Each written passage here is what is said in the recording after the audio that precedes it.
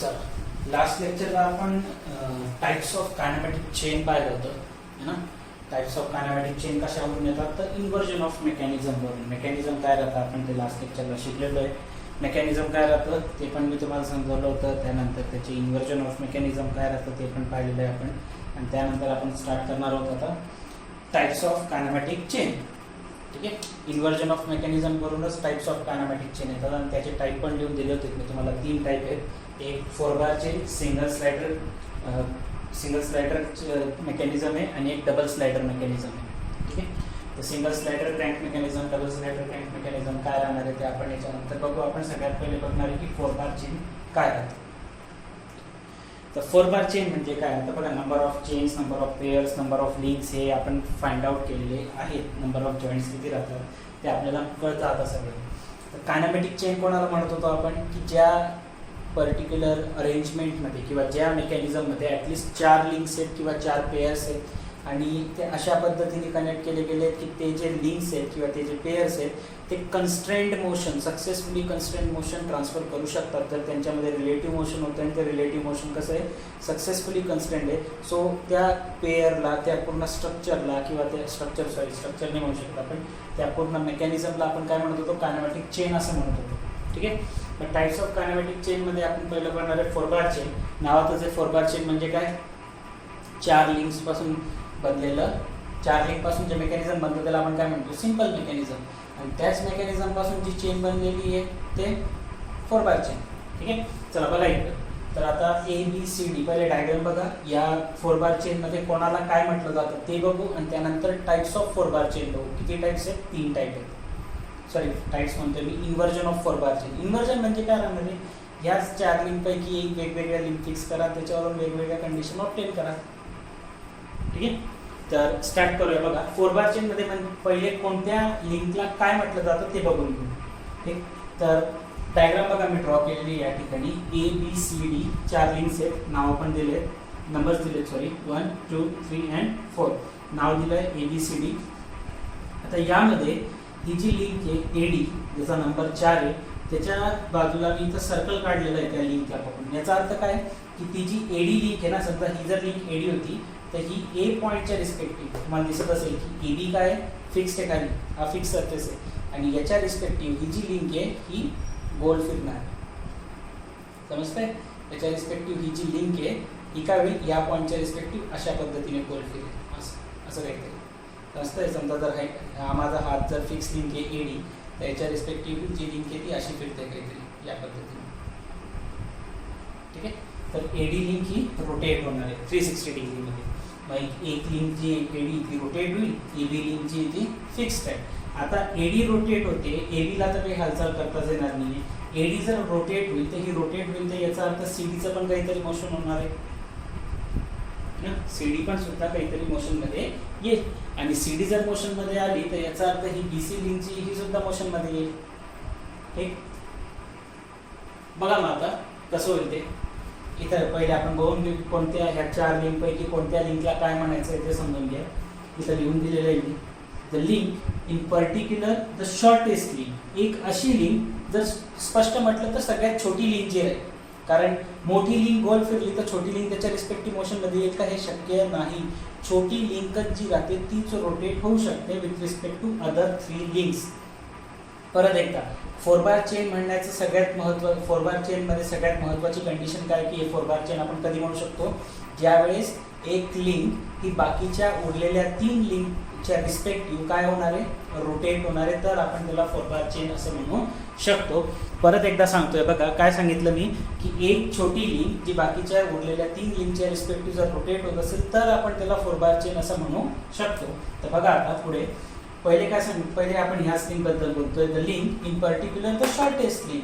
अशी एक लिंक जी सगळ्यात काय छोटी आहे, will make complete revolution relative to other 3 links. बघा हे सांगितलं मी, काय सांगितलं की जी सगळ्यात छोटी लिंक आहे ती उरलेल्या 3 लिंकच्या रिस्पेक्टिव्ह काय होते, रोटेट होते, रिव्हॉल्युशन परफॉर्म करते. रिव्हॉल्युशन म्हणजे काय, गोल फिरणे ना.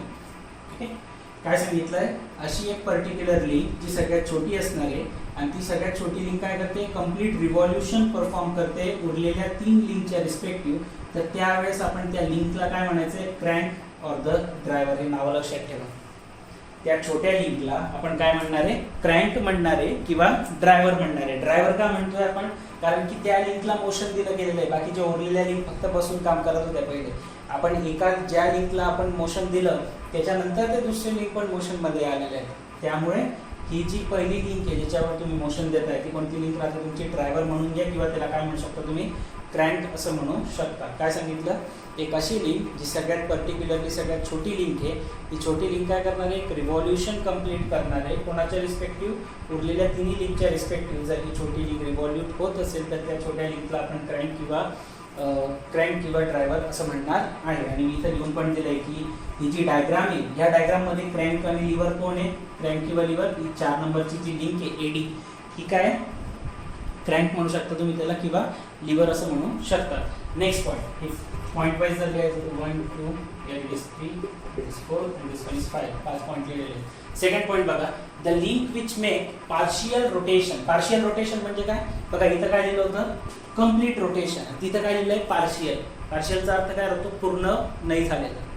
ठीक आहे, मी सांगितलं की मी एका ठिकाणून समजा घरून क्लासवर जात होतो आहे ना, तर हे काय झालं, माझं कम्प्लीट मोशन झालं घरून क्लासवर जाणं. ठीक आहे, मी काय केलं, घरून निघालो, अर्ध्या रस्त्यात गेलो पण गेलोच नाही क्लासवर, पूर्ण मोशन झालं का नाही, याला पार्शियल मोशन म्हणतात. म्हणजे जे काही टास्क आपण परफॉर्म करतोय ना, मग तो रिव्हॉल्युशनचा असो किंवा मोशनचा असो किंवा दुसरा काही असो, जर तो अपूर्ण झाला तर त्याला आपण काय म्हणतो की तो अपूर्ण झालेला आहे. त्यालाच इंग्लिशमध्ये काय म्हटलं जातं, पार्शियल म्हटलं जातं. म्हणजे पूर्ण नाही झालं, अपूर्ण झालेलं आहे.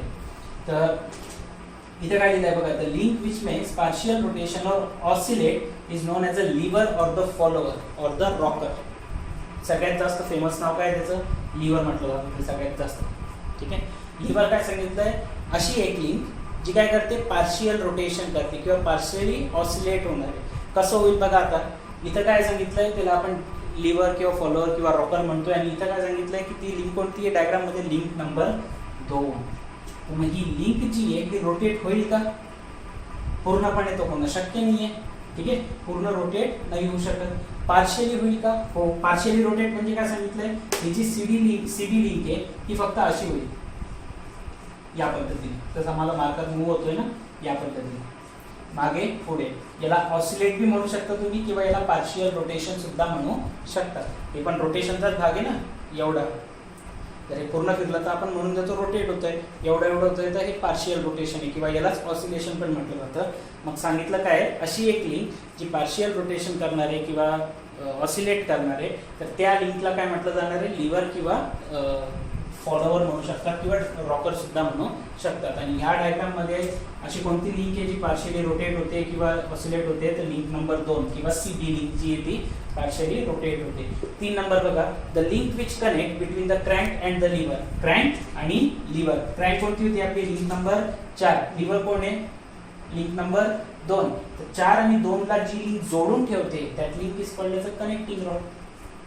काय सांगितलंय, the link which connects the crank and the lever is known as connecting rod. परत एकदा काय सांगितलं, the link which connect the crank and the lever is known as a connecting rod. ठीक आहे, किंवा त्यालाच काय म्हटलं जातं, अजून कपलर पण म्हटलं जातं. इथं कोण आहे अशी लिंक, लिंक नंबर 3 जी क्रँकला आणि लिव्हरला जोडून ठेवते. अशी लिंक कोणती आहे, लिंक नंबर 3. तर आपण त्याला काय म्हणणार आहे, कनेक्टिंग रॉड म्हणणार आहे किंवा त्याला कपलर असं म्हणू शकतो. लास्ट चौथा बघा आता, the fix link is known as a frame of the mechanism. Fix link कोणती इथं, AB. तर AB ही जी फिक्स लिंक आहे, या फिक्स लिंकला आपण काय म्हणणार आहे, ही त्या मेकॅनिझमचं काय फ्रेम आहे. ह्या फ्रेमवरच पूर्ण मेकॅनिझम उभं आहे. जर मी एबीच काढून टाकलं तर एबीचं मोशन सीडीला आणि सीडीचं मोशन बीसीला काहीही ट्रान्सफर होणार नाही. तर हे पूर्ण स्ट्रक्चर ज्याने होल्ड करून ठेवलं आहे ते कोण राहते, फ्रेम. ती फ्रेम ऑफ द मेकॅनिझम कोण आहे, एबी. या डायग्राम मध्ये कोण आहे, लिंक 1. ठीक आहे, हे 4 लिंकचं 4 डिस्क्रिप्शन झालं. एडी लिंकला काय म्हणणार तुम्ही, क्रँक, कारण ती लिंक जी आहे ती रोटेट होते बाकी उरलेल्या 3 लिंकच्या रिस्पेक्टिव्ह. आणि जी क्रँक राहतं ते सगळ्यात कसं राहतं, सगळ्यात शॉर्टेस्ट लिंक राहते उरलेल्या 3 लिंकपेक्षा. 2 नंबरचा पॉईंट काय लिहिला, अशी लिंक जी ऑसिलेट होते किंवा पार्शली रोटेट होते तर त्यावेळेस त्या लिंकला आपण म्हणणार आहे लिव्हर किंवा फॉलोअर किंवा रॉकर. या डायग्राममध्ये कोणी अशी लिंक नंबर 2. त्यानंतर क्रँकला आणि लिव्हरला जी लिंक जोडते त्या जोडलेल्या त्या लिंकला आपण काय म्हणणार आहे, कनेक्टिंग रॉड. लिहिलंय the link which connect the crank and the lever is known as a connecting rod or the coupler. या डायग्राममध्ये कोणाशी लिंक नंबर 3. आणि जी फ्रेम ऑफ द मेकॅनिझम आहे किंवा जी फिक्स लिंक आहे त्या frame of the mechanism fix लिंकला आपण काय म्हणू शकतो, फ्रेम ऑफ द मेकॅनिझम असं म्हणू शकतो. आणि ही जी डायग्राम आहे किंवा हे जे मेकॅनिझम हे काय करतंय, this mechanism is transforming the rotary motion into the oscillating motion. बघा रोटरी मोशन कोण करत होतं, एडी, ही लिंक गोल फिरणार आहे ना अशी, आणि ही लिंक गोल फिरते म्हणून सीडी मागे पुढे होईल आणि सीडी मागे पुढे होते म्हणून पीसी काय होते, ऑसिलेट होते किंवा पार्शियली रोटेट होते. तर मग मी असं म्हणू शकतो का की ह्या मेकॅनिझमचा फायदा काय झाला की ह्या रोटरी मोशनला, या गोल फिरणाऱ्या मोशनला तुम्ही कोणत्या मोशनमध्ये ट्रान्सफर करून दिलं, ऑसिलेटरी मोशनमध्ये ना. तर rotary motion is get converted into the oscillatory motion. कधी झालं असं की ज्यावेळेस तुम्ही एबी लिंक फिक्स केली, जर मी एबीच्या ऐवजी अजून दुसरी लिंक फिक्स केली तर काय होईल, अजून तिसरी लिंक फिक्स केली तर काय होईल, अजून चौथी लिंक फिक्स केली तर काय होईल. तर अशा वेगवेगळ्या लिंक फिक्स करून आपण वेगवेगळ्या टाईपचे मेकॅनिझम, वेगवेगळ्या टाईपचे मोशन आपण ऑब्टेन करू शकतो. आणि ह्याच मेथडला आपण काय म्हटलं तर this method of obtaining the different mechanism by different links is known as a, काय म्हटलं होतं आपण याला, is known as inversion of mechanism. काय सांगितलं मी, method of obtaining the different mechanism by fixing different links. वेगवेगळ्या लिंक फिक्स करून जे वेगवेगळे मेकॅनिझम आपल्याला बघायला भेटत आहे, ह्या मेथडला आपण काय म्हणत होतो, इन्व्हर्जन ऑफ मेकॅनिझम. मग ह्या 4 बार चेनचा आता आपण काय बघणार आहे, पुढे इन्व्हर्जन बघणार आहे. तर वेगवेगळ्या टाईपचे लिंक फिक्स करून आपण वेगवेगळ्या टाईपचे मेकॅनिझम बघूया. चला फर्स्ट टाईपचं इन्व्हर्जन ऑफ 4 बार चेनचं फर्स्ट टाईप बघूया आपण, बीम इंजिन.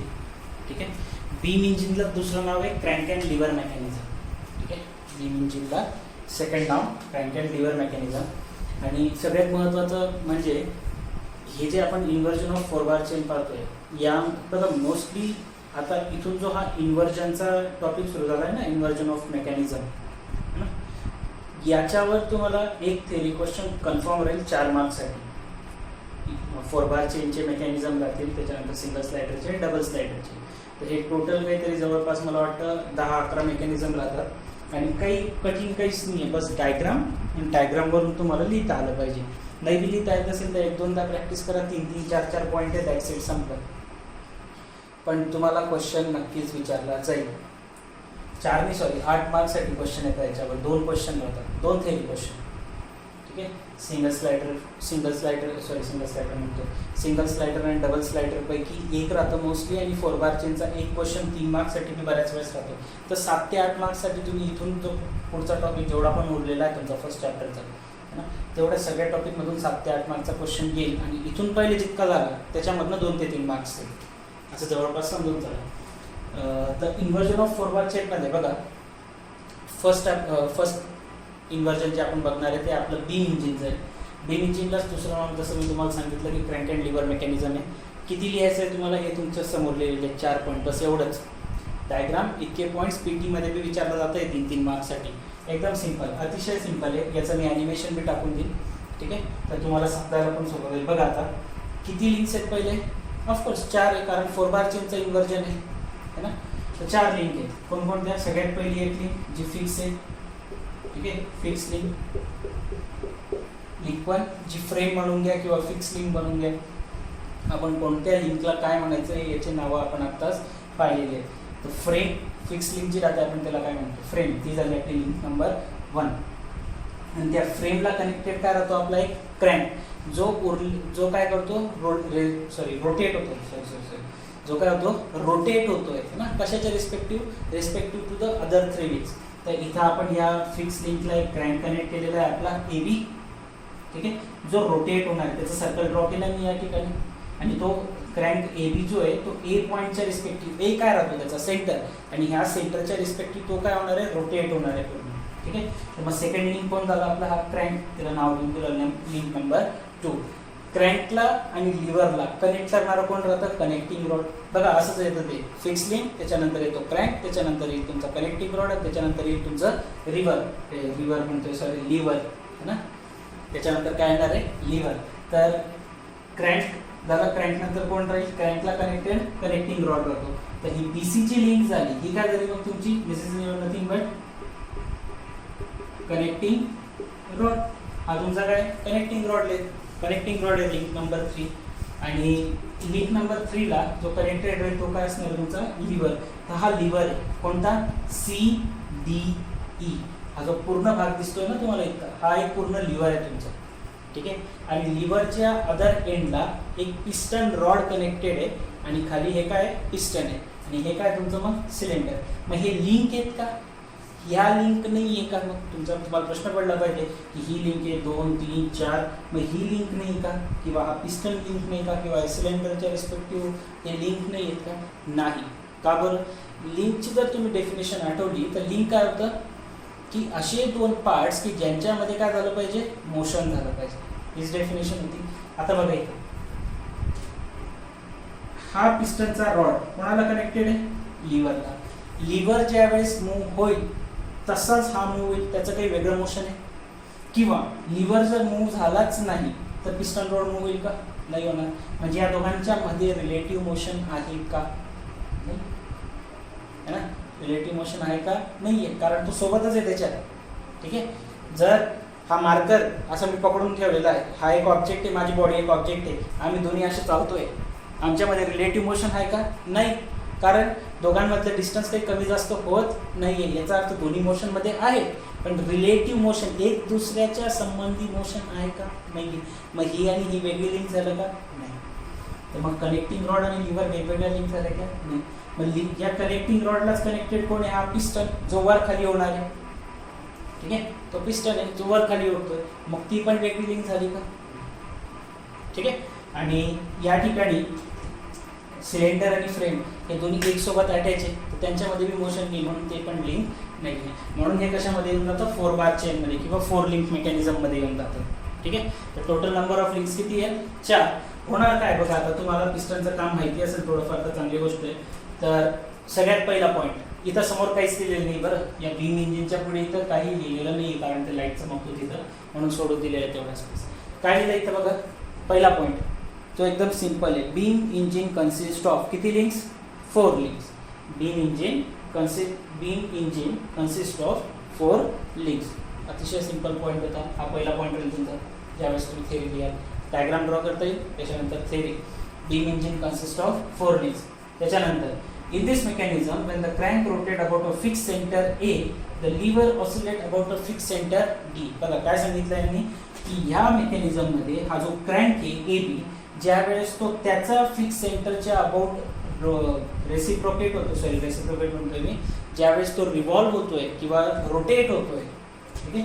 ज्यावेळेस हा क्रँक AB हा रोटेट होतोय, कोणाच्या रिस्पेक्टिव्ह रोटेट होणार आहे? तो तुम्हाला आता सांगितलं त्याचं सेंटर कोण आहे? A.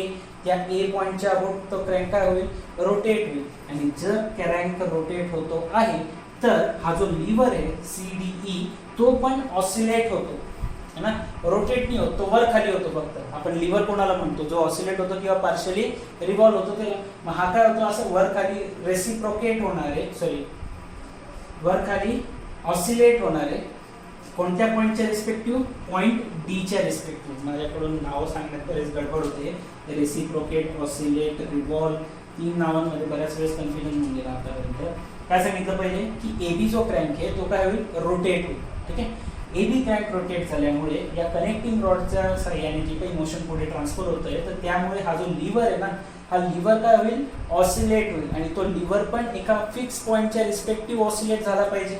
तर त्या ठिकाणी तो फिक्स पॉईंट कोण आहे मग? D. मागची डायग्राम आठवते? मागच्या डायग्राममध्ये पण हा क्रँक, कनेक्टिंग रॉड आणि हा लिव्हर. तर लिव्हर जो होता तो कोणासोबत कनेक्टेड होता? फिक्स लिंक सोबत. क्रँक कोणासोबत कनेक्टेड राहतो? फिक्स लिंक सोबत. Remember that. क्रँक आणि कनेक्टिंग रॉड हे फिक्स लिंक सोबत कनेक्टेडच असतात, कारण त्याच्या रिस्पेक्टिव्ह त्यांचं मोशन होत राहतं. ठीक. तर मग या ठिकाणी क्रँक तर फिक्स लिंक सोबत कनेक्टेड होता किंवा फ्रेम सोबत कनेक्टेड होता, पण हा जो आपला लिव्हर आहे तो डायरेक्टली फ्रेम सोबत अटॅच नाही. मग फ्रेमला आपण हे जे स्ट्रक्चर तिथे त्या ठिकाणी क्रिएट केलेलं आहे, हा एक फ्रेमचाच पार्ट झाला ना, हा सुद्धा एक फ्रेमचाच पार्ट आहे. सिलेंडर, खालची एक फिक्स लिंक आणि हा पार्ट, हा पूर्ण एक फ्रेम झालेली. तर मग हा जो फ्रेम आहे आपला, त्याच्यामध्ये एक पॉईंट आहे फिक्स डी, आणि त्या डी पॉईंटच्या रिस्पेक्टिव्ह तो लिव्हर जो आहे तो काय होतोय, ऑसिलेट होतोय. मग त्यांनी सेकंड पॉईंट मध्ये सिम्पली काय सांगितलंय की in this mechanism when the crank rotate about its fix centre A, the lever also oscillate about its fix centre D. Crank जो आहे तो त्याच्या फिक्स सेंटरच्या रिस्पेक्टिव्ह ज्यावेळेस रोटेट होतोय, तर हा जो लिव्हर अटॅच आहे तो सुद्धा त्याच्या फिक्स सेंटरच्या अबाउट ऑसिलेट होतोय, आणि त्याचा फिक्स सेंटर कोण आहे, मग पॉईंट बी आहे. पुढचा नेक्स्ट पॉईंट बघा, the end of the lever CDE, हा जो लिव्हर आहे आपला कोणता, CDE, त्याचं एंड कोणासोबत कनेक्टेड आहे, it is connected to this piston rod. मी आता सांगितलं तुम्हाला, हा जो लिव्हर आहे त्याचा एंड जो आहे, त्याचा अदर एंड हा कनेक्टेड आहे एका पिस्टन रॉड सोबत, आणि तो पिस्टन रॉड काय होणार आहे, रेसिप्रोकेट होणार आहे. ठीक आहे, पिस्टन रॉड जो आहे तो काय करतो, बेसिकली रेसिप्रोकेट होतो. रेसिप्रोकेट होणे म्हणजे काय, वर खाली होणे, या पद्धतीने. It is called as a reciprocation. ठीक आहे, हे रेसिप्रोकेटिंग मोशन आहे असं म्हणू शकता तुम्ही. तर हा जो पिस्टनचा रॉड आहे तो काय होतोय, रेसिप्रोकेट होतोय. कोणामुळे, due to rotation of the crank.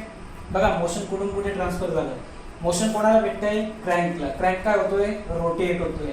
Crank rotate झाला म्हणून कनेक्टिंग रॉडचं मोशन होतोय, आणि कनेक्टिंग रॉडचं मोशन झालं म्हणून लिव्हर ऑसिलेट होतोय, आणि लिव्हरचा जो अदर एंड हे आहे ई, तो ई कनेक्टेड एका पिस्टन रॉड सोबत, आणि तो पिस्टन रॉड या क्रँकच्या रोटेशनमुळे तो पिस्टन रॉड काय होतोय, इट इज रेसिप्रोकेटिंग. रेसिप्रोकेटिंग म्हणजे काय, की आता जसं तुम्हाला इथे दिसतंय की लिव्हर वर आहे असं थोडंसं आहे ना, या पद्धतीने, कारण क्रँक कुठे आहे, खाली, तर हा वर आहे, तर हा पिस्टनला कुठे घेऊन आलेला आहे, वरती.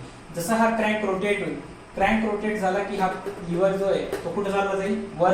तर ते लिव्हर काहीतरी सध्या असं होतं, या पद्धतीने इन्क्लाइन, नंतर तो असा झोपून जाईल लिव्हर या साईडला. या साईडला लिव्हर झोकला की हा कनेक्टिंग रॉड कुठे दाबलेला, खाली, आणि पिस्टन कुठे येऊन जाईल. तर बेसिकली सांगण्याचा अर्थ काय की because of the rotation of the crank this piston rod is reciprocating. ठीक आहे, आणि लास्ट पॉईंट काय आहे, पर्पज. बघा, the purpose of this mechanism काय झालं बरं, तुम्ही कोणतं मोशन दिलं, तुम्ही कोणाला मोशन देता, क्रँकला. आपण कोणाला मोशन देत असतो, क्रँकला. क्रँकला कोणतं मोशन देतो आपण, रोटरी, गोल फिरलं पाहिजे, आणि त्या रोटरी मोशनचं अल्टिमेटली कन्व्हर्जन कशातून गेलं, रेसिप्रोकेटिंग मोशन मध्ये. काय झालं इथं, that rotary motion is converted into reciprocating motion. ठीक आहे, हे झालं तुमचं बीम इंजिन. परत एकदा सांगून देतो बघा, मी जास्त काही कठीण नाही आहे, सिंपल कन्सेप्ट आहे. कन्सेप्ट काय सांगितला मी की बीम इंजिन मध्ये किती लिंक्स आहेत, 4 लिंक्स आहेत. ठीक आहे, बीम इंजिन मध्ये 4 लिंक्स. पहिला पॉईंट बघा. दुसरा पॉईंट काय, in this mechanism the crank is rotated about its fix centre A, and because of this the lever is oscillate about its fix centre D. दुसरा point. तिसरा point काय लिहायचा आहे, कनेक्टिंग रॉड बद्दल काय लिहिणार, तो कनेक्टेड आहे, फक्त एकाच जागी थांबलेला आहे तो, त्याने कधी लागतो हलतोय, बस बाकी काहीच नाही काम त्याचं. तुम्ही पाहिजे तर लिहून टाकू शकता की that crank is connected, sorry काय सांगत होतो मी, कनेक्टिंग रॉड बद्दल. The crank is connected with the connecting rod, and connecting rod is further connected with the lever. तुम्ही एक पॉईंट पाहिजे तर हा ऍड करू शकता. तिसरा पॉईंट काय लिहितो तुम्ही की हा जो लिव्हर आहे, that lever CDE, the end of the lever is connected to the piston rod, and that piston rod is reciprocate. कोणामुळे, बिकॉज ऑफ द, असं म्हणू शकता तुम्ही, the piston rod reciprocate because of the oscillatory motion of the lever, and this lever oscillate because of the rotary motion of the crank. So ultimately we can say that piston rod is reciprocating because of the rotary motion of the crank. So in this mechanism the purpose is to convert the rotary motion of the crank into the reciprocatory motion of the piston rod.